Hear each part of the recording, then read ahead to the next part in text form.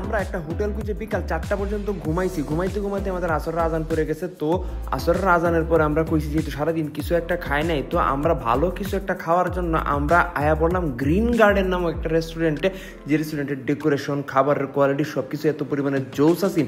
আর আমরা মোটামুটি একটু শক্তিশালী খাবার খাওয়ার চেষ্টা করতেছিলাম যাতে আমরা লাফালাফি করবো, সমুদ্রের মধ্যে গোসল করবো এবং আমাদের শরীরে একটা এনার্জি দরকার, যে কারণে একটু ফ্রাইড রাইস নিলাম, কয়েকটা চিকেন টিকেন। তো আমি সবাই আবার সার্ভার করে দিয়েছিলাম। খাওয়া দাওয়া শেষ করে যাতে যাতে সন্ধ্যা হয়ে গেছে। তো সন্ধ্যায় 20 তারিখে আমুল লাগে একটা টেডি কিনছি, আর সমুদ্রের উত্তাল ঢেউ দেখে নিজেরা ধরে রাখতে পারলাম না, হুট করে আমরা নামিয়ে ফেললাম। মূলত গোসল করার কোনো প্রস্তুতি আছে না, যে কারণে আমি জিন্স প্যান্ট পরে উপরে শার্টটা খুললে খালি গায়ে আমি সমুদ্রের মধ্যে নামিয়ে পড়ছি। ধরু বেটা যা, অন্ধকারে দেখতেছে গেলা। কাউসারও কতক্ষণ আপুপ করলো, আর সজীব এক বেটা হ্যাঁ ফানি রে, এত পরিমাণ ভয় পায় ফোন আমি ফানি ভয় পাস না, কয়েকটা সুগুন দিলাম। আর আমরা যে হোটেলটার মধ্যে উঠছিলাম এটা হচ্ছে কক্স ভ্যাকেশন নামের একটা হোটেল। গোসল টুসুল করে আমরা কলাতলি রেস্টুরেন্টে আমরা খাইছিলাম। মূলত আমি কক্সবাজার গেলে রাতের বেলা বা দুপুরে কলাতলি রেস্টুরেন্টেই খাই। কলাতলি রেস্টুরেন্টের খাবার আমার কাছে বিশেষ করে অনেক বেশি ভালো লাগে, অনেক বেশি টেস্ট, এবং এদের নান গিলটা সারা বাংলাদেশে বেস্ট। তো আজকের এই প্রথম দিন আমরা এইভাবেই কাটতে গেল।